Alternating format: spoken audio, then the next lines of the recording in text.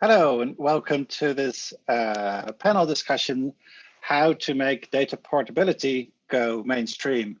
This discussion is organized by the DAPSI program from NGI, and we've been working with a number of projects on making data portability between services a reality. And in this panel discussion, we'll discuss a bit how that's going and how it went so far, and how we can make it go better. I'll start with a short introduction of what data portability is and what the challenges are more or less, and then we'll do a tour de table where every panel, this member gets 5 minutes to pitch their position, and hopefully there'll be very different positions on the topic, so we have a lively discussion.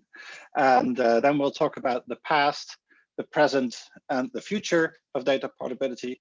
And after that, there'll be open Q&A where you, the viewers, can submit your questions now in the Q&A box. You should have a Q&A option in your Zoom where you can submit questions, and then we'll see them and answer them at the last part of the hour.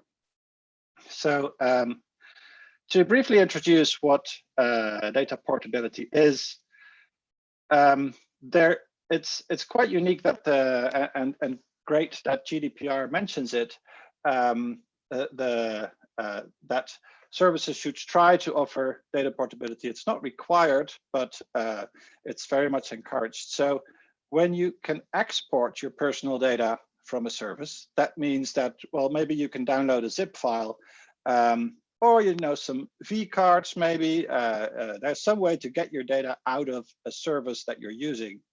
But additionally, for data portability, this export should be in a structured, commonly used, and machine-readable format, so that hopefully you could import it somewhere else. And so the transmission part is that it could be transmitted to some other service that you want to switch to directly, so that you just click a button and then your data goes to the next service that you want to use.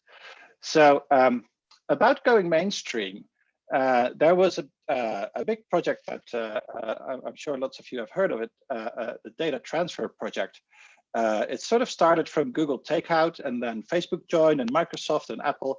And so it's backed by the big players, and it's a great initiative of these big sites that have a lot of personal data to say, okay, let's allow people to switch between our services just like they switch a mobile provider, and you can keep your mobile number if you switch to a different provider. And they very enthusiastically announced this. But if we look at the present, you can export photos from Facebook to Google, but apart from that, not a lot has materialized. So apparently there's work for us to do as open source community and EU funded projects. So we need to do something better than just wait for the big services to fix it themselves. So a big question, obviously, is the data formats. So in order for data portability to go mainstream, it has to work first. And if different services have different formats and they don't agree on the intermediate format, and like one service says, no, it should be XML, and the other said, no, it should be JSON. And or even beyond that, they say we should call it family name, or we should call it full name. And then if they do it differently, it's incompatible. So you can have long discussions about what the ideal format is.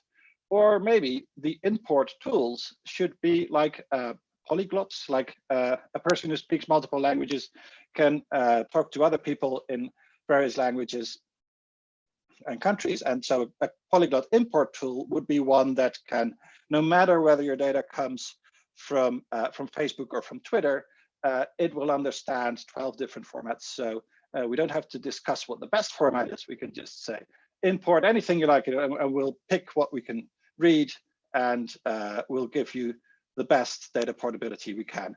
And then for the transmission, there's another interesting question. Where's the should it be OAuth-like? So you probably know OAuth, where you authorize one service to access your account at another service. You see this a lot on websites.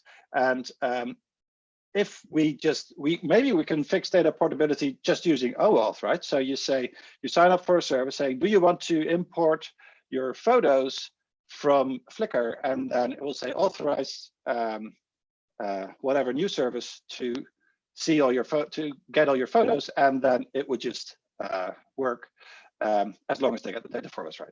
Or another approach would be personal data stores. So with a personal data store, the data is stored under the user's control. GDPR has a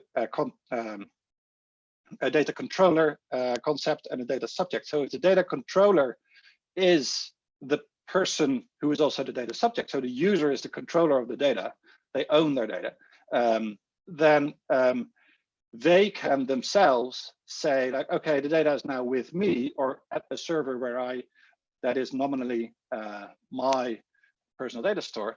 Then they can share this data with any next service that they would go to. So it's a sort of a different architecture than the OAuth-like approach.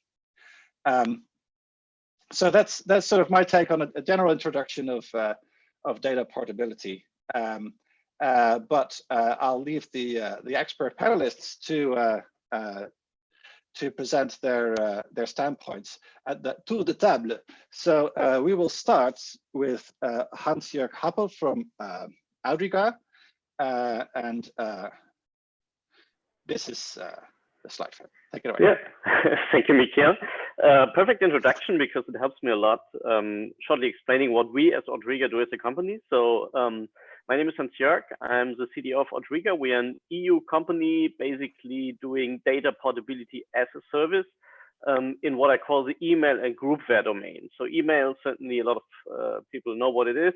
Groupware is a little more a technical term. So it's like, you could also say business email, like Microsoft Exchange and so on. And obviously, besides email, this includes contacts, calendars, tasks, maybe files.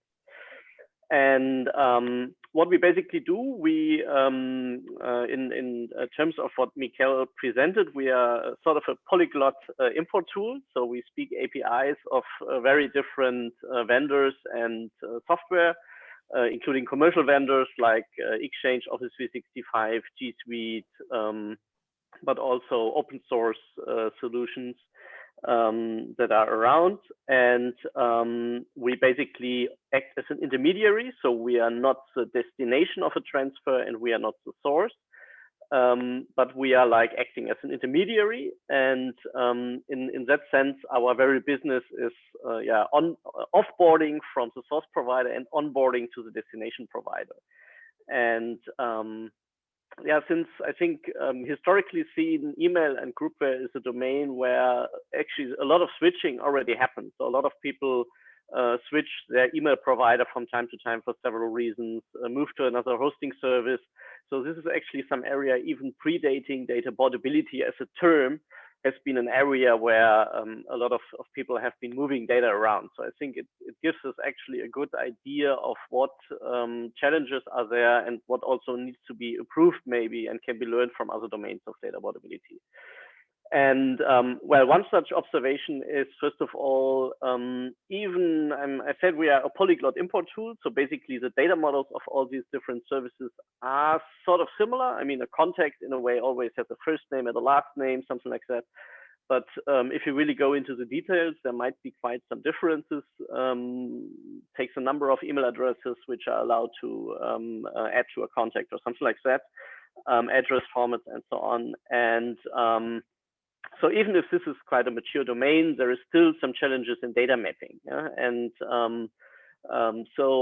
interestingly, if you look at more, let's say, recent domains, take your fitness tracker on your wrist and something like that, that might be much of a challenge actually also in terms of data portability. Can you be sure actually that the destination provider can make sense of your data? And we even face these kind of issues on a daily basis or on a regular basis in the email and groupware domain.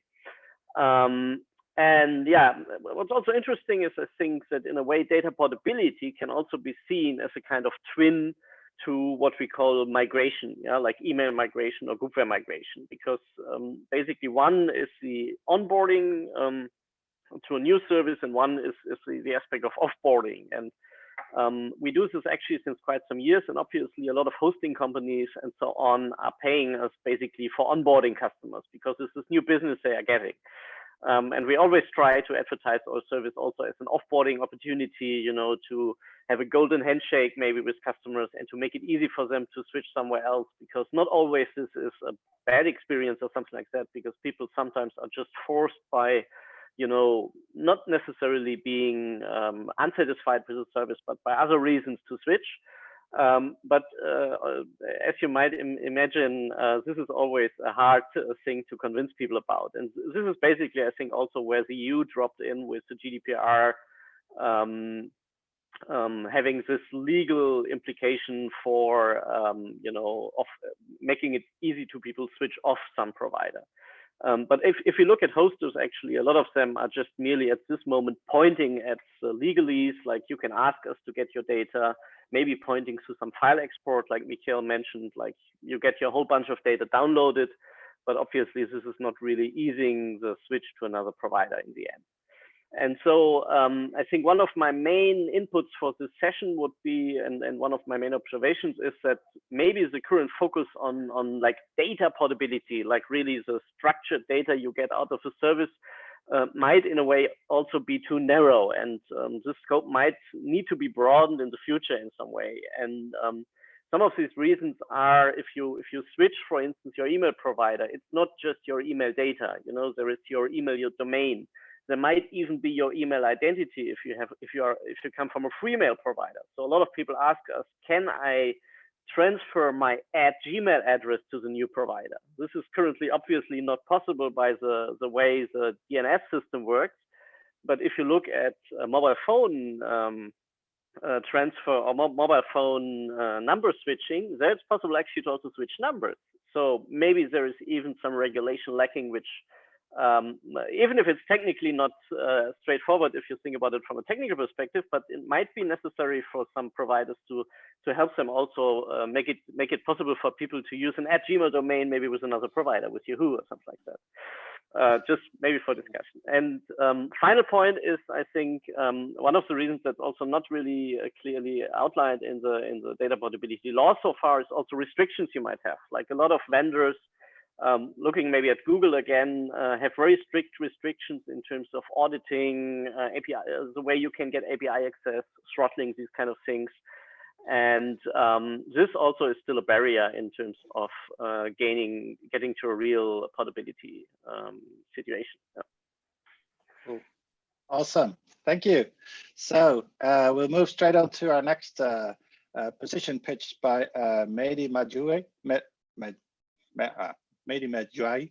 Sorry, I tried practice, but I still got it. Mehdi Medjawi. Yeah, that's good. Okay, sorry, third time lucky. From the Alias project. Yes, thank you very much. And to explain a little bit, like what's the vision about the Alias and about like portability in general. So just to say, Alias is built by let's say developers and legal advisors and lawyers, really, because we believe that code is law and law is code, especially in the digital regulation world, right? We believe that the one implementing the regulations will be the developers. So unless you build tools, software that developer will love to implement, that will be easy by developers, you can invest as much money as you want in legal fees, in trainings for data protection officers. It will not be real, it will not be implemented. And especially portability, where that is quite a right that a lot of companies don't want to respect, or at least respect, but in a really bad way. So unless you have the tools to make it extremely easy, to lower the bar of making it possible, it will not happen, or it will never happen. The incentives are too low for the companies to implement it, at least one part of the company. So this is really what we're building. And we believe that if we make GDPR programmable on all the rights, right of access, right of portability, and we help companies to be compliant directly into the code, into where the data is stored, like it will finally be implementable by companies, and it will be possible. We baptized this the DevRegOps approach. So some are familiar with DevOps or DevSecOps, meaning, for example, putting security directly into the code so we don't have to manage security anymore, or at least a lot of the security is managed directly into the code. We are developing the DevRegOps approach, so regulation directly into the code. We also believe that this aspect is extremely important. We also believe there is some need of technology. So, for example, we believe that the current protocols that are implemented today in companies, like the OAuth protocol, are designed to give too much power to identity providers. It's the design of how it has been made. So we need to decentralize OAuth. So this is some open source software that we have built and that we continue to build to decentralize the ability for permissions to be shared and enforcing data portability and data sharing. Today, how OAuth is designed, let's say companies have too much control because they own the data and they own the permissions. So unless you decentralize the permissions or the data or both, they will always be in power. And regulations as they have been designed are not obliging them to share the data according to what it should be. So we need more cultural change. We need, again, to enforce regulations, but we need also to build this solution. So decentralizing OAuth is part of the open source software we built. And the last point, to respect the 5 minutes, is the regulatory aspect. So we fight personally and as a company for a more direct, let's say, regulations that explain more what needs to be done with specifications. So companies are not afraid of doing it badly or to implement the regulations. We've seen that with PSD2, like portability in banking, as long as there is more recommendations, companies are doing it. So we fight hardly with my data community, with Mozilla community and other community we're part of for more precise regulations, and especially what we call API neutrality, is the ability to share the data with the user as much as you share with companies. So the scope needs to be the same that for users as for companies. So we fight for API neutrality to be put in the regulations. So yeah, I think I'm 4 minutes, but yeah, I think we covered everything. Just to say, we are releasing the Forgotten Right of GDPR, Portability, the Forgotten Right of GDPR, for the 3rd anniversary of GDPR on the 25th of May. It's a study made on 400 companies about their portability practice, and this is not really good. Thank you. Awesome. Thanks a lot. So the next position pitch will be from Tom Hagemans from Digita. Hey, thanks, Michiel. Yeah, I'm Tom Hagemans from Digita. Nice to meet you all. With Digita, we focus fully on the solids standard or specification, and we ensure or we try to make organizations solid compatible. So we provide them software and services so they can actually benefit from the software standard. We were founded in 2018, and we mostly sell to governments, public interest organizations, and banks. Currently, we're 10 people, but we're still hiring to grow our team. In the DAPSI project, we are very grateful because we could investigate a legal framework for the solid specification, in particular for the case of data reuse, which is in fact, from a user perspective, what data portability means. So the fact that you as a user can reuse data from one party at another party. So most often we see this happening in the case of governments, making data available to people, to citizens, so that those citizens can reuse their government data at, for example, banks to make onboarding much easier. And as Michiel said in the beginning, there's a difference between the OAuth approach or the personal data store approach.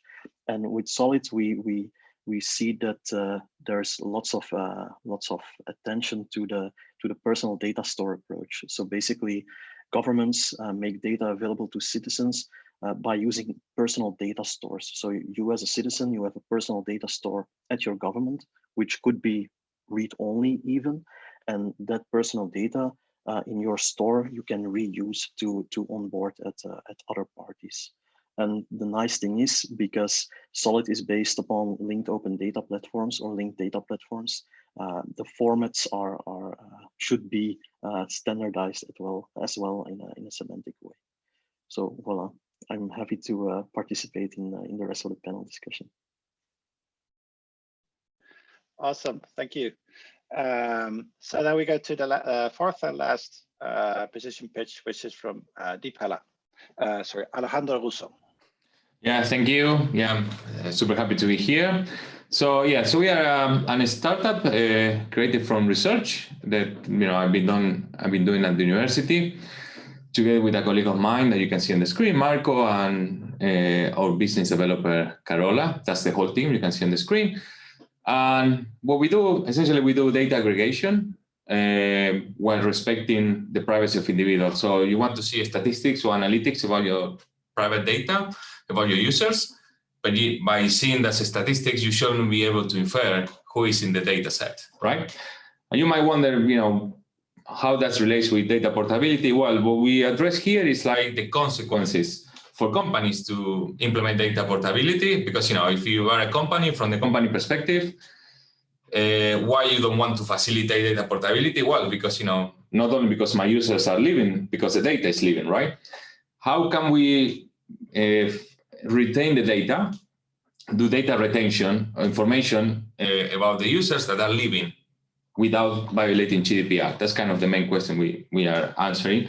And the way to do that essentially is that one user wants to move the data, yeah, please do so, but then we can do some statistical analytics on the behavior or the interaction with other users and still retain some data useful for the company without even being able to use that data to identify the users that were leaving. So this kind of enables companies to kind of, we hope that will motivate them to implement more often data portability measurements. And the kind of analytics that we do, we can answer things like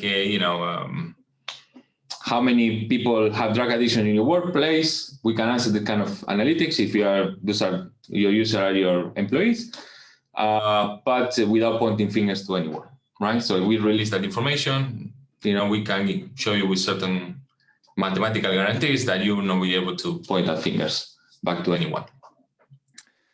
So yeah, yeah, that's pretty much. Yeah, thank you. Great, thank you.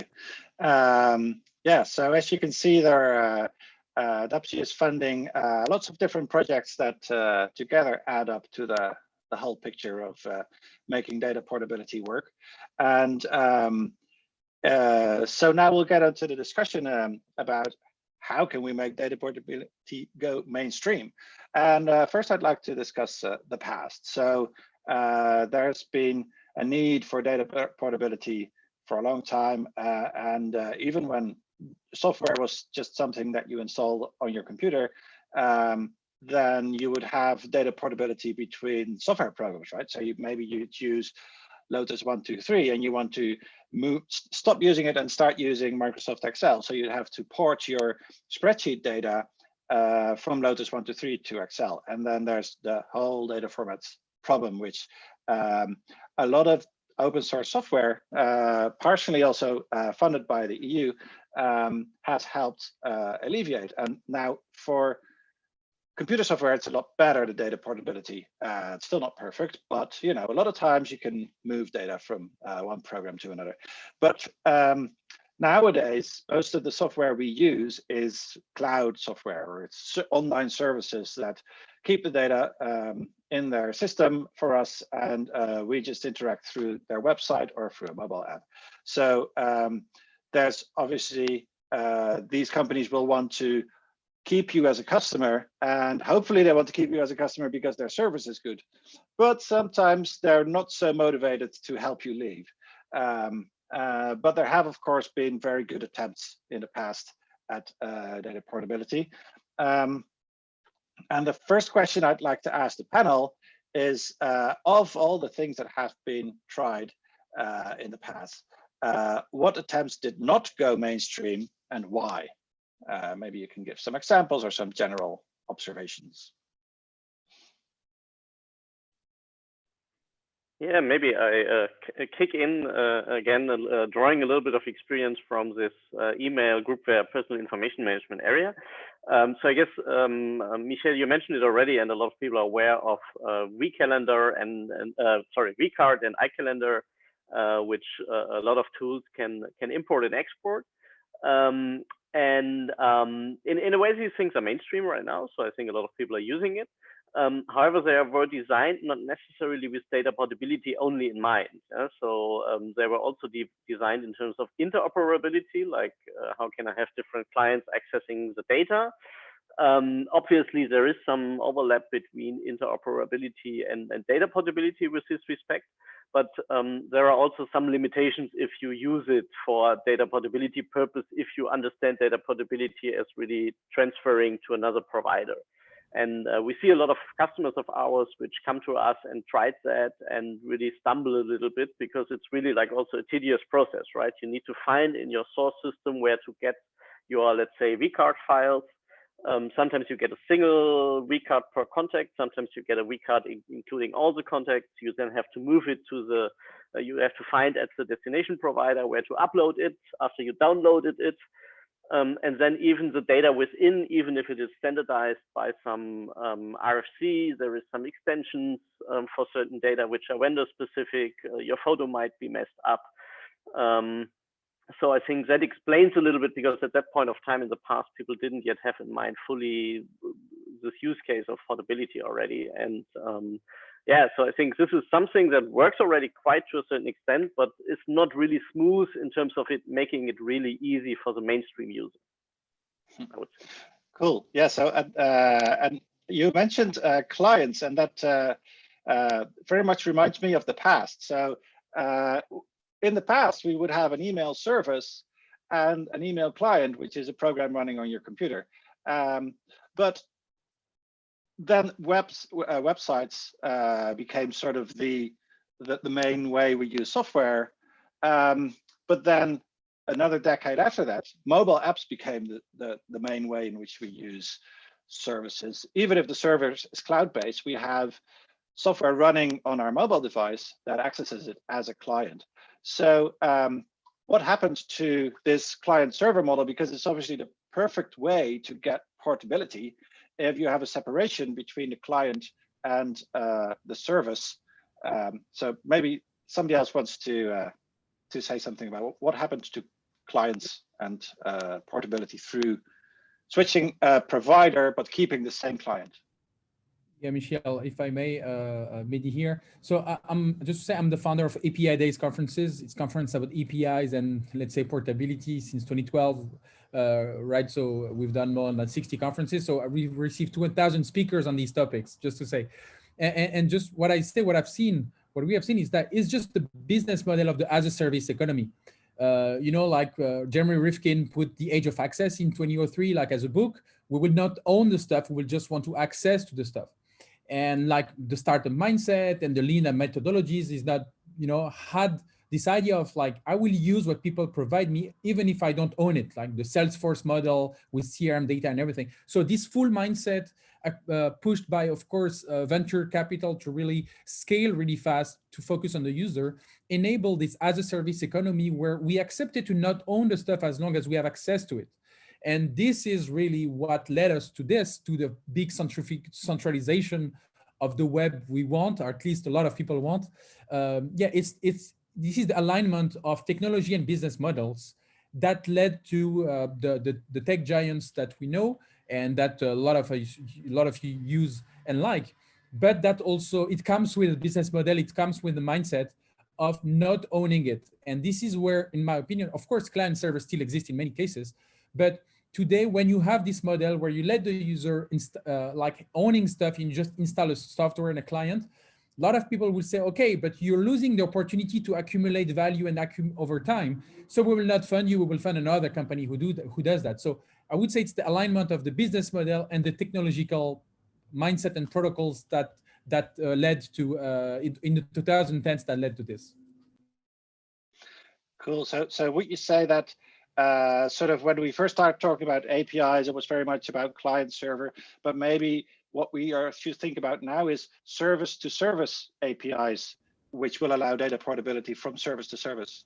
Yes, yes. Let's say many of the current projects today that delivers APIs would have been open source 20 years ago, right? But now you can hide. An API is as much exposing as much as hiding, right?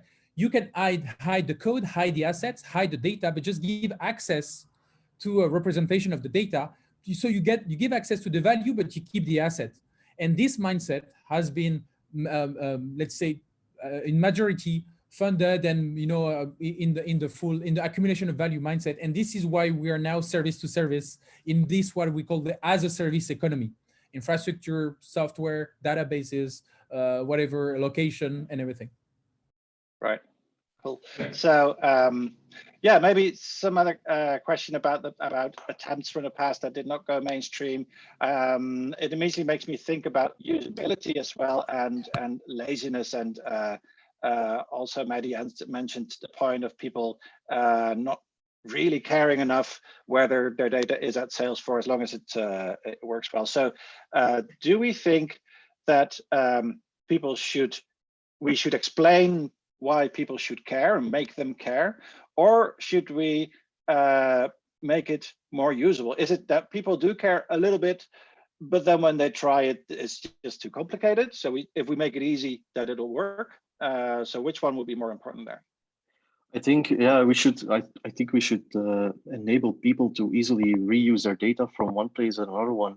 And I think they don't care about the right for data portability. Of course, for us, it's important because we know its importance. But I think for a typical user, like for example, my mother or my father, they're not really aware of this issue. It doesn't keep them up at night.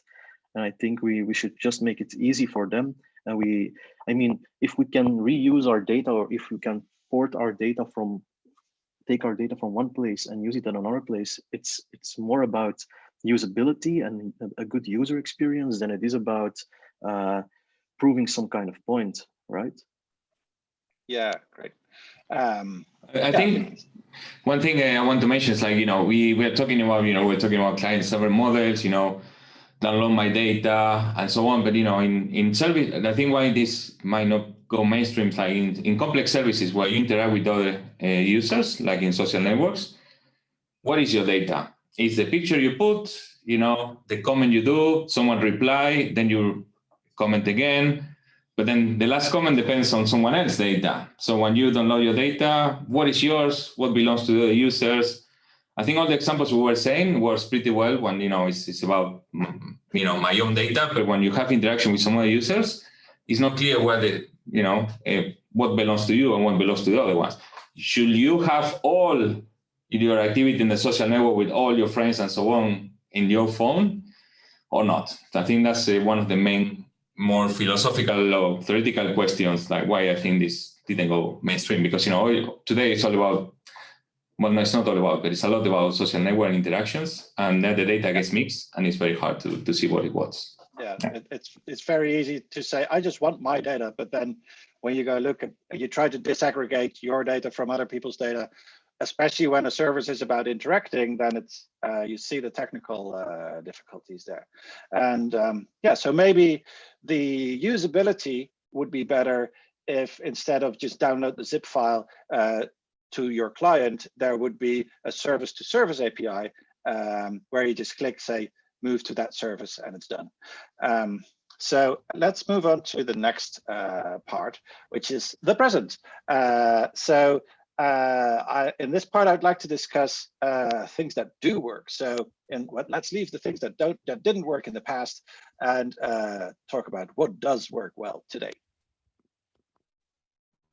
Yeah, I think when I think about data portability as for today, I mean, and I talk about data reuse, it's something very traditional. It's something very prehistoric even. But for me, my browser helps me to do a lot of things, like the autofill feature of my browser. It's something very rudimentary, but still, for me, that's the most predominant way today to reuse my data from one party and another.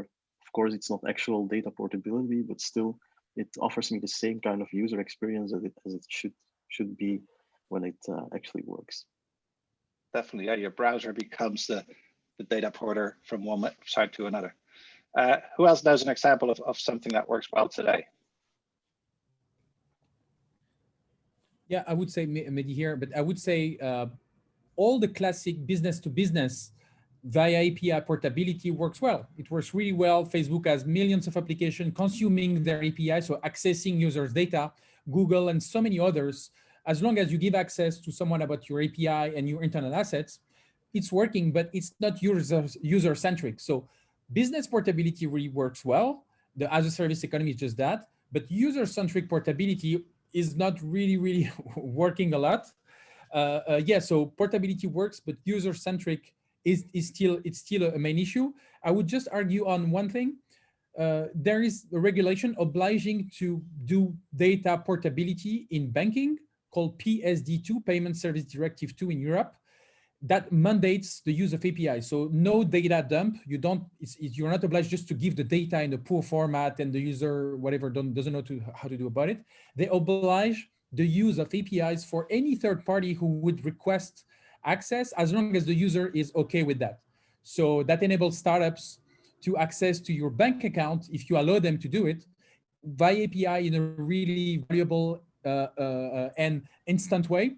And that works a lot better. Just an example, in UK, 20% of digital banking users have benefited from third-party application using this open banking UK standards powering APIs. So it's significant, 20% of a user base in a country. So yeah, when APIs are mandatory and the regulation pushes for it, it works. 20% is quite successful. In Europe, it's less than that because they have they don't push as much the design of APIs in that way. But yeah, still dozens of millions of users in Europe beneficiate from third-party regulation data portability thanks to PSD2 APIs.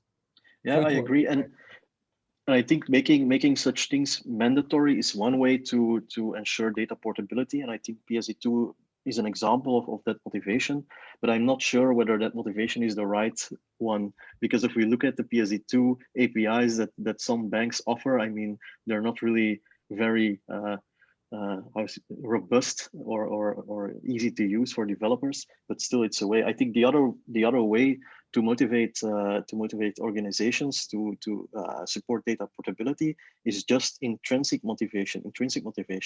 I mean, if you look at, and it's also partly an answer to the question of Paul, I mean, if you look at, for example, governments, public interest organizations, they really have the intrinsic motivation to share their data about their citizens, about their stakeholders with those citizens and stakeholders, so as to offer them a better citizen experience. Because of course, if you as a politician, you can ensure that your citizens have a better digital experience, I mean, you would get more votes, right?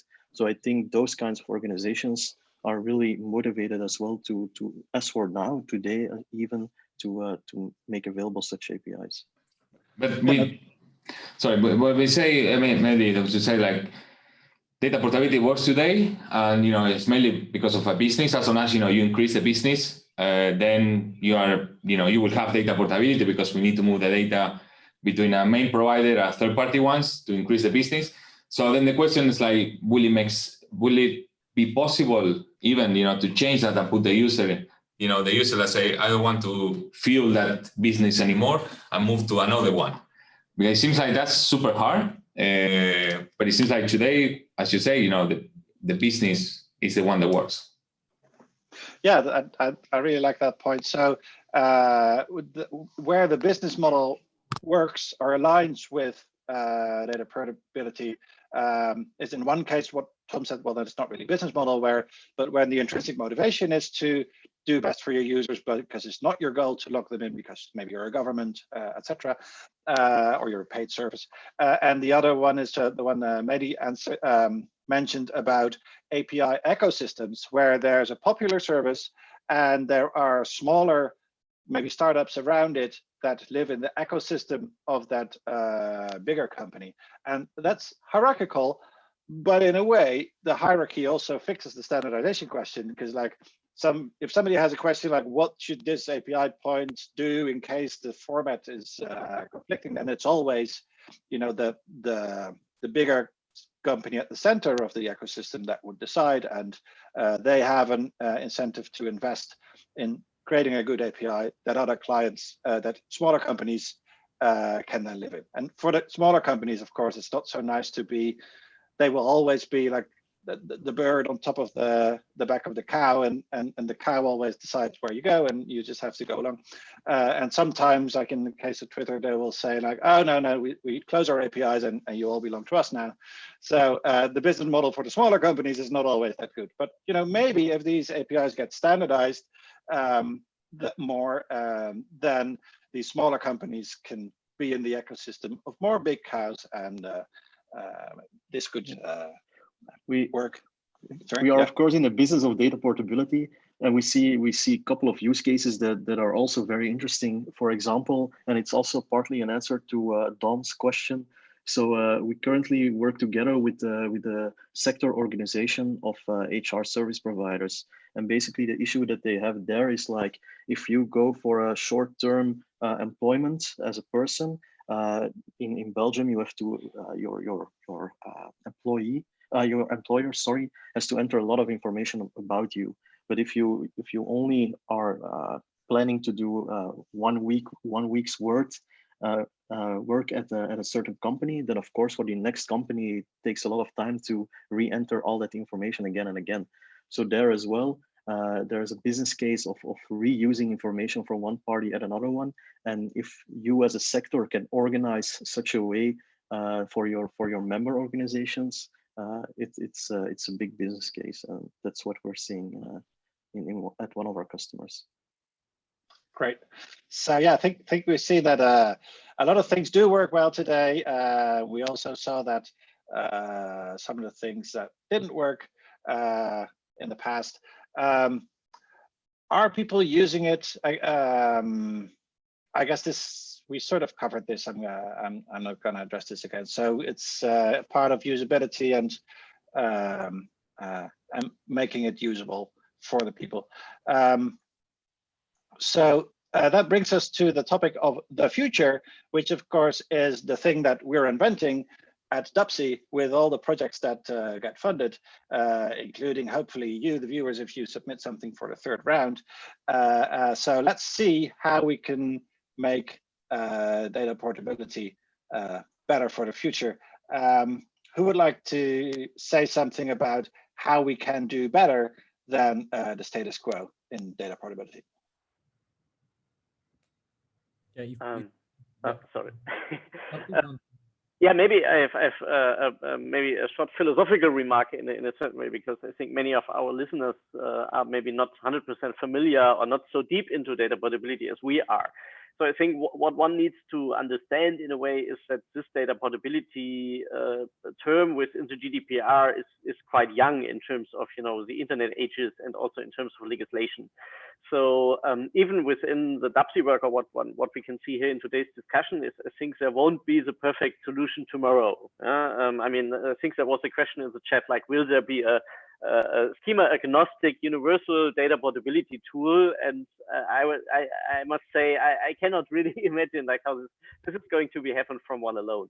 But what we can see is that this EU regulation is somehow setting up a first cornerstone of topics. It's very abstract still, but I think Alexandro was mentioning it. There are actually in certain domains like banking, I think there are other examples, like I heard an example of real estate legislation in the US. Yeah, so where there is additional legislation acknowledging this data portability right.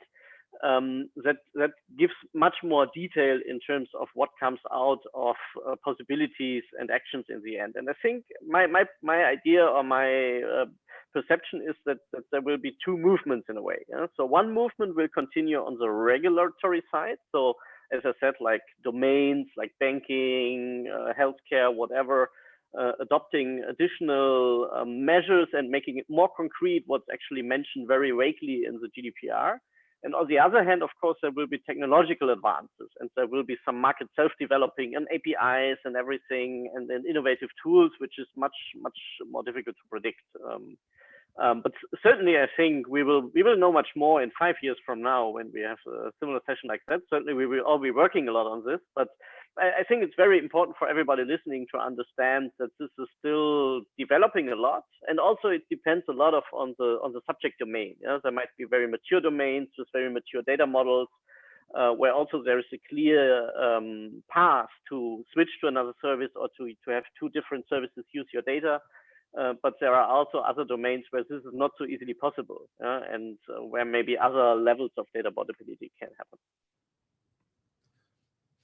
Yeah, to add to once, I would say there are really three ways to better. First is education. Why I say that, it's because, for example, for phone number portability, nobody was really aware that it was possible, and we were changing phone number when we had to change provider, carrier, and that was a pain. But you know, we if it would be possible, it would have been great, but we were doing it. When it has been pushed by regulation, at least just an example in France, we had advertisement on TV, and we had the future provider who were calling you and say, you know what, if you come to us, we help you to keep your number, we will do all the stuff, right? And now everybody, of course we want to keep the same number, right? Portability it's obvious. We would hate someone who would avoid that. And so yeah, education is important for companies and even for newcomers, a new startup owner or new business owner, to say, look, yeah, if you educate your user portability, they will do it. They will do it. They will ask their whatever Google, Facebook data and give it to you, as long as you provide a good value, user value for them, right? And according to Salesforce customers report, up to 82% of people will be okay to do it as long as they get value from it. So education is really key. The second is the technical element, but I would just say technology is not the main problem. A lot of people talk about standards and interoperability, but when there is a will, there is a way. We will accept the technology if someone provides. It's just a cost that can be variable, but if there is a business will or user value will, it will be fine, right? Technology is not a problem, at least in my opinion. It's just a cost that can be higher or lower there. So, and the last point is regulation. We need the regulations that gives more directions, so no company can avoid it. Because now companies avoid by so many means the regulation. On the thousandth request we made, just an example, some companies say, we don't understand the request. We need more than 2 months to answer, to give your data back. They send PDFs. Some companies, even 6% of companies we requested data, threaten us to close our account, just to tell you how they can avoid it. And final point, you can check on more than 600, let's say, fines on GDPR. No fine for portability. It's always other stuff. There is no fine for portability. Nobody is scared about not respecting portability. Well, Mehdi, sorry, I do not fully agree. I think regulation is not completely the answer. I think it can be part of the answer, but I think the intrinsic motivation is most important. And I do, however, believe that technology can also be part of the answer even. Why is that? Because I think when you rely on technology and standards, it's a very important tool to generate network effects. Why is that? Because if every API is standardized in the same way, because that's what a standard does, then basically what you can do is you can make sure that if you have a lot of data providers and they provide you the data in the same way, it creates network effects, because people can use, for example, one kind of tool like a web browser to connect to those standardized interfaces, which makes them more aware and which makes them aware that they can use this kind of thing, and they can also put more pressure on other organizations that do not make that data publicly available or available to those users. So I think technology and standards can be an answer to create extra pressure. Yeah, just to quickly, I said 3, yes, education, technology, and more precise regulation. So we agree, technology is in the 3. Definitely agree. Okay. Sorry for the misunderstanding then. But I would just argue on standards. I will not agree with you on standards. It would be better, it's great, but the biggest platform, the biggest asset owner will always have interest to not respecting a standard or defining their own standards, to be sure that their interoperability it's a little bit more complex, because they spend millions or billions to collect this data. They don't have interest for portability for newcomers to access to all these assets that they spend so much to get. So, but you are only talking.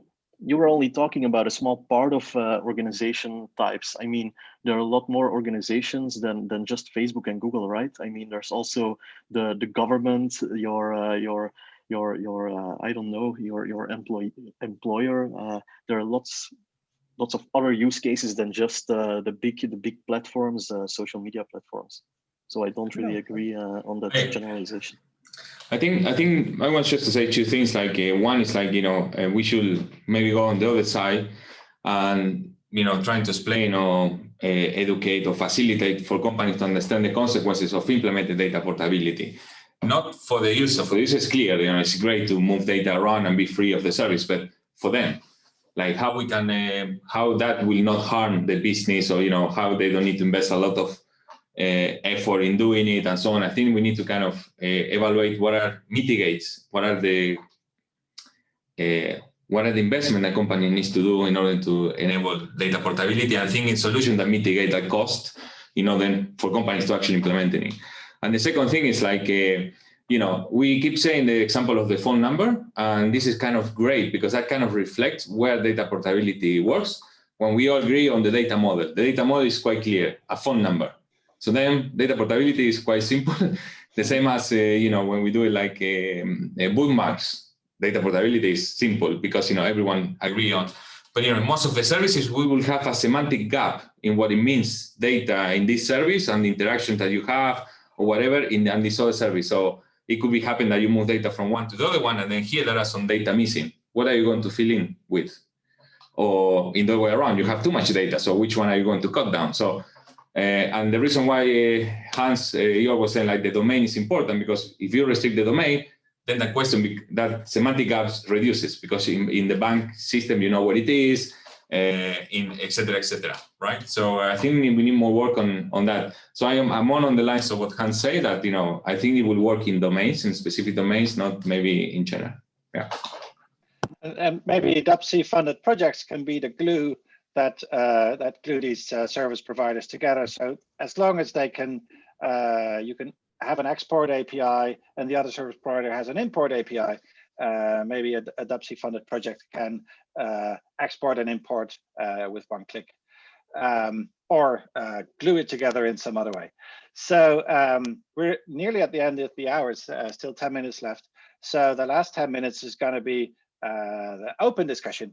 We have a number of questions already in the Q&A box. You still can answer more, add more.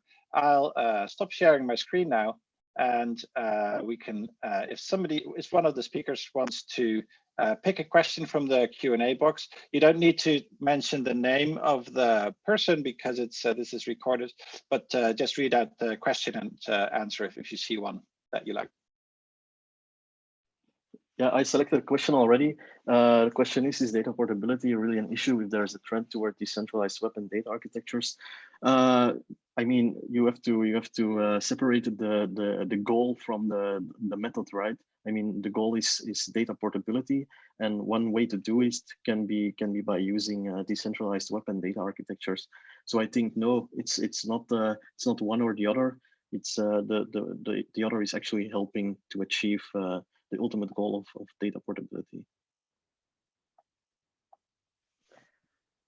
So there is another question. Could there be, for example, Kanban regulations that would require all proprietary Kanban or to-do list tool companies to provide export in same import-export format, same API, same webhooks, etc.? And I like this question very much because in a way, actually, GDPR Article 20 is that regulation already. Yeah? So GDPR Article 20 requires any vendor to expose the personal data of a user in a structured machine readable format. Unfortunately, such a format is not yet, to my knowledge, available for Kanban or to-do list tools right now. So what you could do right now is basically write a message to your provider and ask them for a data export according to GDPR Article 20. I'll be very interested to see what happens. Yeah? But by the way, a similar thing happened actually some years ago when there was like certain data privacy processing regulations kicking in. It was also very much fun to ask companies for the export of that kind of information. Or there's this guy that was asking Facebook for the data. You might know, I don't know the name by heart right now. So yeah, that's actually the bad thing. That's basically relating to what I said. It's very young still, but the good thing is one of the things we are practically working on within DAPSI is just towards this particular extent. So within DAPSI, we have been working within an IETF working group called the JMAP working group on a standard for actually tasks and to-dos, and Kanban, I would say, falls also under this measure. It's not yet 100% ready, but the idea is once this is published, so it's currently in a draft stage, that also Kanban companies can actually consider this as a standard and might then be forced by typical legal constructs, like, you know, if there is a standard around, you typically should apply this if the law mandates you to have an standardized format. And so yeah, maybe in a year or half a year, some of these companies could adopt this standard and we could bring data portability forward in this particular domain already. I see a question from about if data portability can be also anonymous between different companies. And let's say that it's true that it's used most of the time for identity purposes.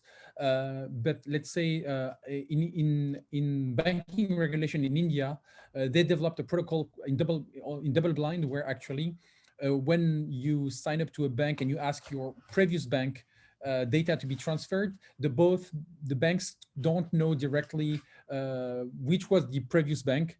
So that's one way to do kind of anonymous, let's say, data portability, at least between providers. So this is at least the only thing I know on that topic.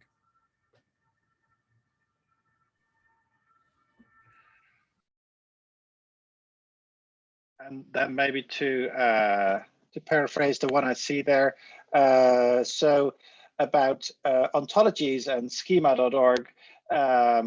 So I think part of it is, so that's obviously a question when you build data portability. So if we all use ontologies and we describe our data, then we can agree on the meta level, on the description level.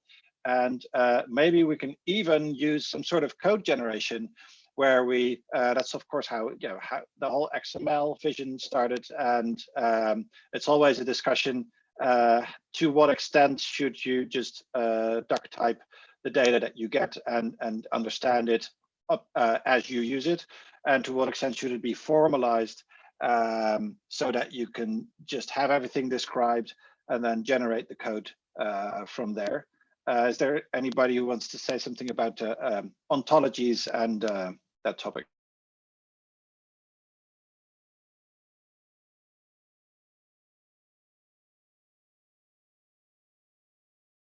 Yeah, I think we are with Digita. We are working with a solid standard, and of course, one of the requirements of that specification is that one should make use of ontologies and agreed upon semantic standards as well. But, yeah, I would also say that you know, in the past, many, let's say, web experts, open or librarians have used ontologies, or, you know, like RDF, and now it's SparkQL, whatever. But the thing is, even the education of the developers, which at least we think are the one implementing the future of the digital world, it's of course, when you talk to researchers, they say it's easy, right? But when you talk to classic web front-end or back-end developer, there is still also education to understand why it should be open. And in my opinion, as long as the company who hired them is not aware, is not incentivized to be open and to be interoperable, the people implementing it will never do it, right? So whatever the great, again, that's personal opinion, whatever the great technology, interoperable, standardized is out there, people I will not say will follow the money, but they will follow at least the value. And sometimes implementing a main platform standards, even if it's closed, and will be more attractive than integrating an open and collaboratively thought W3C standards. And that's how it is in the as a service economy. So we need to match, incentives with technologies. A very quick last question. Hans-Jörg, you have 20 seconds to answer. How will you convince companies and service providers to use your own solution? Whoa, that's a challenge, 20 seconds. So yeah, I just wanted to share because we have some practical experience here because we have a business model on doing this right now. So we are working on service providers which use us as an intermediary for providing data portability and migration. And I think here the good thing is it's much easier for an intermediary to act as an intermediary and manage, you know, all these API registrations and everything on behalf of a vendor. And I think the benefit is not just complying with the law on the data portability side, but obviously also benefiting as a destination, making it very easy to onboard users, which is not part of the data portability law. But as I said, it's the other side of the coin. And so you can basically solve both problems with €1. Awesome. So, yeah, unfortunately, the hour is up. I'd like to thank all the panelists very much for participating in this great discussion. I really enjoyed it a lot, and I hope the viewers did as well. And I'd like to encourage the viewers to register their own DAPSI project on dapsi.ngi.eu. There's another round starting after August, so you can start thinking about your product, and then after August there'll be a call. You can submit your proposal, just up maximum 8 pages, very easy to submit, and you get up to €150,000 to realize your vision to make data portability go mainstream. Thank you. Have a nice day. Thanks. Thank you. Bye. Thank you. Thank you.